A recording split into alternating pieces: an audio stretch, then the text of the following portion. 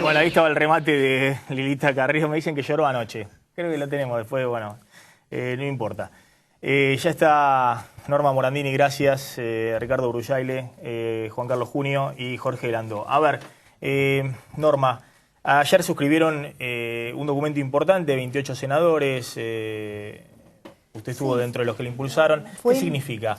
No, es importante porque no es solo con un término numérico de que no se puede habilitar porque, bueno, no alcanzan los números. A mí me parece que a lo largo de todo lo que hemos estado escuchando, es importante, el país tiene problemas serios que tendríamos que estar abocándonos a esto y no insistir con una reforma constitucional. Si yo lo digo de una forma que lo aprendí en la Cámara, el primer anónimo jurídico, por no ser abogada en un lugar donde son todos abogados, que dice que las constituciones son los chalecos de fuerza que se ponen encima a las sociedades en tiempos de lucidez para evitar desquiciarse en tiempos de locura. Es decir, que la Constitución no es un traje a medida que el gobernante lo usa de acuerdo a la coyuntura. De modo que dejemos la reforma constitucional, porque tu pregunta primera es la que de alguna manera es la que nos tenemos que responder todos, y que nuestro debate no sea o un debate de números permanente, que son siempre las urgencias, y como estamos siempre en urgencias se abren atajos legislativos, hemos naturalizado las crisis, cuando tenemos que normalizar la vida política, el diálogo. No puede ser que sea descalificación, insulto, es decir, el debate democrático. De los dos lados hay descalificación e insulto. Yo no estoy, es decir, yo me cuido de no cometer lo que critico, no personalizar, porque si yo personalizo el debate con ellos, posiblemente cometa una injusticia y cree un vínculo personal de desconfianza que no se recupera más. Vale para los periodistas también, para nosotros, que yo, es decir, estoy acá, estoy sintiendo el calorcito de lo que es ser periodista. También tenemos una responsabilidad enorme con las palabras, porque si yo digo, hay una responsabilidad de micrófono. Nosotros tenemos que contribuir a que nuestro debate sea un debate no de personas, no de cosas, que sea de ideas. Preguntas, ¿cuál es el pecado de los argentinos?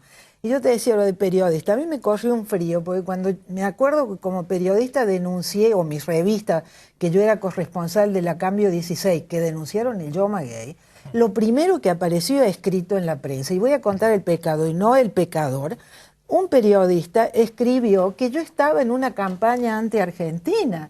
Entonces yo me acuerdo que venía de ejercer periodismo en libertad, que venía de una sociedad democrática. Me acuerdo que me quedé helada, porque yo decía, ¿qué país es el nuestro? Que en lugar de pedir libertad para todos, nos estamos denunciando. Denunciar al otro en lugar de pedir libertad para todos. Entonces me parece que ya hemos aprendido mucho, ha pasado mucho tiempo, nos han pasado muchas cosas a los argentinos. De modo que sincerar el debate, yo creo como vos, que si, o lo que decía Sola, que si la presidenta sincerar el debate, no la presidenta, no quiero personalizar, si el gobierno sincerara el debate y se nos dijera realmente cuáles son las dificultades, hay más de un argentino dispuesto a colaborar. Lo que pasa es que no tenemos información, es muy difícil acceder a la información pública.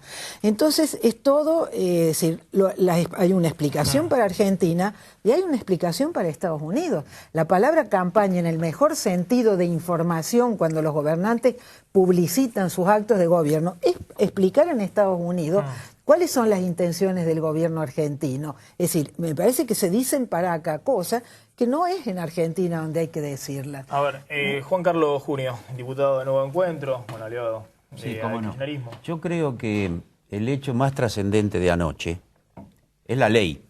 Nosotros somos legisladores. El voto a los 16 años. El voto a los 16 años. Anoche votamos una ley que creo que es una ley de gran trascendencia, no solo porque involucra a 1.400.000 jóvenes, sino porque eso impacta en el conjunto de la sociedad. De forma tal que eso para mí es lo central que hay que discutir. Yo no creo, francamente discrepo con lo que dijo Solá, que se las ingenia para explicar que es un mamarracho pero que es una buena ley. Francamente creo que es una contradicción en sí misma. Es una ley de progreso, es una ley que otorga derechos a una franja importante de la juventud, en un momento, en una época de recuperación de derechos, y esta viene a ser una más muy trascendente. Tiene otro gran mérito, creo yo, que es contemporánea esta ley con un cambio social y cultural en la sociedad, porque de lo que se trata desde el punto de vista de legislar, no es legislar 20, 30, 40 o 50 años después que se generan los cambios sociales, sino que hay una cuestión de contemporaneidad, que ese es el mérito, yo creo, de los legisladores. Esta ley, si sale al encuentro de un cambio en la juventud, no es más la juventud de los 90, no es más la juventud apolítica, no es más la juventud a las que se la llevó a la frivolidad, al individualismo, es una juventud que comienza a tener un fuerte compromiso con la política, con la sociedad y con una visión colectiva de país. Por lo tanto, legislar y acompañar ese proceso, eso es un hecho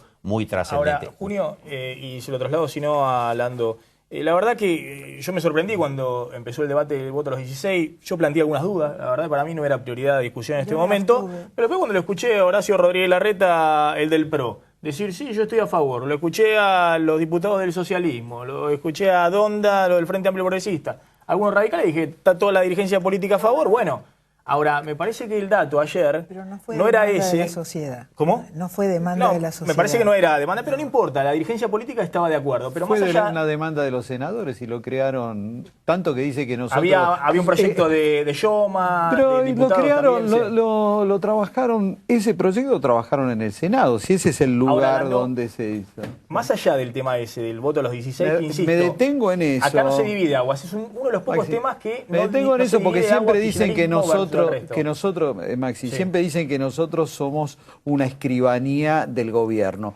Una vez que generamos un proyecto, precisamente, que no es el único, naturalmente, pero que ha tenido esta trascendencia, no se destaca ese aspecto. Ahora, por ejemplo. Le hago una pregunta. No quiero discutir el tema del voto a los 16 porque, insisto, es un tema que pero ya lo discutimos acá. Yo la última vez que vine, no era un tema que generaba debate, de eso. no era un tema que generaba debate en la dirigencia política, porque había una amplia mayoría que iba a apoyar. Sí.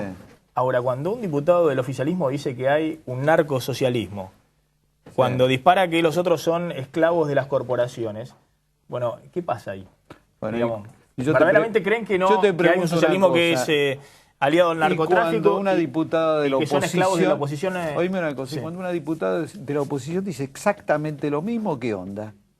Por Carrió te digo. No, porque yo estaba al lado. ¿Qué te pasa? Cuando yo digo, analicemos mira el si fenómeno, nosotros, el fenómeno del insulto, no las vos hablaste, déjame hablar a mí.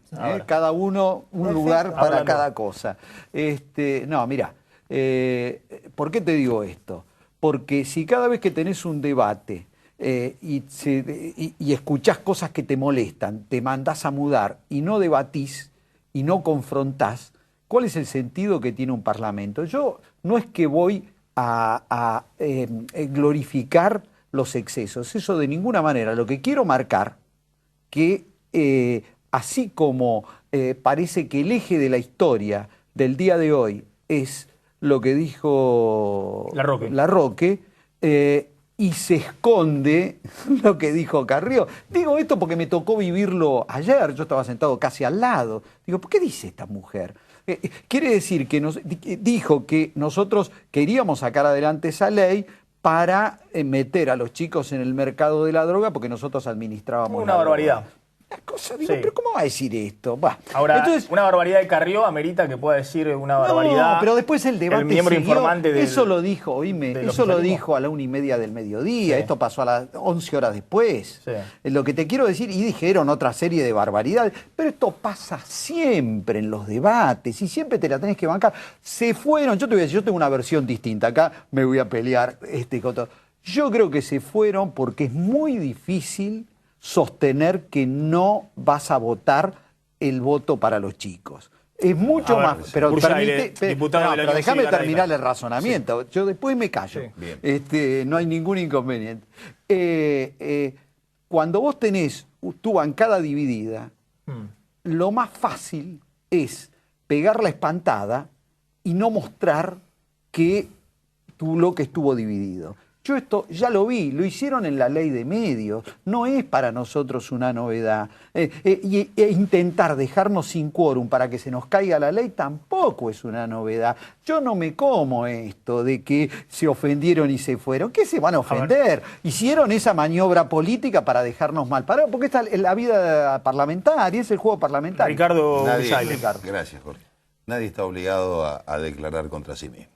Lo de ayer me pareció una torpeza, una falta de respeto a todos los que estamos, porque somos todos colegas, porque de alguna manera nos escuchamos. ¿Cuál es el sentido de hablar en la Cámara? El sentido de hablar es fundamentar el voto, porque en realidad ya se terminó el debate que se da en las comisiones. Ahí lo que dejamos sentado es por qué debatimos y por qué votamos en tal o cual sentido. Claro, todo esto se trastoca cuando llenás las galerías de los chicos de la Cámpora, que está bien, que yo me la banco, quiero decir, no tengo ningún problema, se trastoca porque te tenés que bancar, que te chiflen o que te aplauden. Algunos de los más inmaduros se pasaban de mambo. Yo no voy a avalar, me hago cargo de lo mío y de mi bloque. Sí, claro. Yo no voy a avalar nunca una agresión a la persona. Quien agrede a la persona es porque no tiene capacidad para discutir ideas. Y yo te tengo que decir que ayer Larroque no estuvo a la altura de las circunstancias. De diputado nacional, de jefe de la Cámpora, la responsabilidad con los chicos ahí. ¿Qué le estamos diciendo a los chicos? Chicos, esto es la política, narcotraficante, esclavo. Me pareció de cuarta. Y no es que nosotros íbamos a acompañar y por supuesto que algunos teníamos reparo, porque teníamos reparos. Yo era uno de los que tenía reparo y no tengo ningún problema en decirlo. Pero mayoritariamente se iba a acompañar. Pero no puede haber un doble estándar, discúlpame. No, el doble estándar, perdón. Sí, ¿Vos te imaginás, lo que dice el diputado Evita? Landó es que la diputada Carrió, lo acabamos de ver por televisión, asoció esta ley a la droga y sin embargo no vi ninguna mano que se levante como después lo hicieron al final. Vi un diputado de tu bloque que habló de Marianito, despectivamente. No me gusta. Bueno, de Marianito, e insinuó no solo ineficiencia, sino mucho más. Por lo tanto, quiero terminar de decir que yo creo que los jóvenes diputados son un gran valor y un gran aporte, sí, entre ellos Larroque. No sé qué quiere decir con el verde, los jóvenes son verdes. Y eso es un valor positivo, no negativo. Es positivo. Demonizan a los chicos. Claro, en el fondo, la juventud es un defecto. ¿Qué cosa dicen de la Cámpora? Que son el demonio. Si hacemos un esfuerzo de hablar del fenómeno y no de las personas, yo personalmente, es decir, me parece que lo más atractivo que tiene el debate parlamentario, hemos tenido votaciones que se quedó la población mirando hasta las 4 porque es lo más atractivo que hay cuando hay debate. Yo he aprendido muchísimo de gente, es decir, que eran es decir, que no pensaban como yo, porque es maravilloso cuando se debaten ideas. Ahora, si para sustentar una idea hay que descalificar, insultar, esto es lo que tenemos que establecer, que no es normal. La vida parlamentaria civilizada no es de insulto, de descalificación, porque entonces no salimos más. Naturalizamos cosas que hay que decir que están mal. ¿Quién las haga? Senadora Morandini, ¿quién las haga? A ver, ¿qué se juega en estas dos fechas? El 8N, el 7D, porque pareciera ser que se juega la vida de la Argentina en dos fechas, y la verdad que la Argentina sigue. Porque yo le escuchaba al diputado, primero tenemos que saber que vivimos en democracia y que quien consagra los derechos es la Constitución.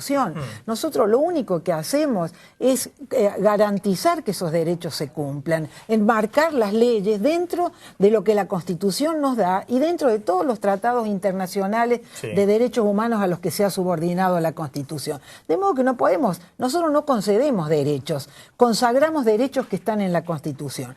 El derecho a expresarse, el derecho a tener opinión, el derecho a manifestarse. No es que hay una manifestación buena y otra mala. Hay que indignarse a tiempo para no enfurecerse después. Nosotros todos hablamos del 2001.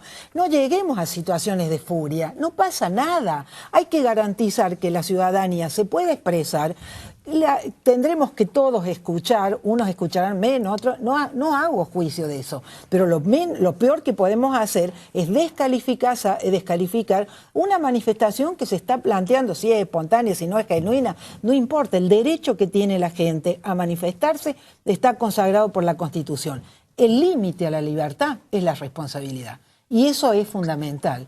Entonces, no hagamos de las fechas, porque estamos dramatizando tanto. Si en el debate nos insultamos, en el Congreso, que es un lugar donde tendríamos que hacer educación democrática, es decir, que la ciudadanía crezca con nosotros en el debate, que de eso se trata la democracia.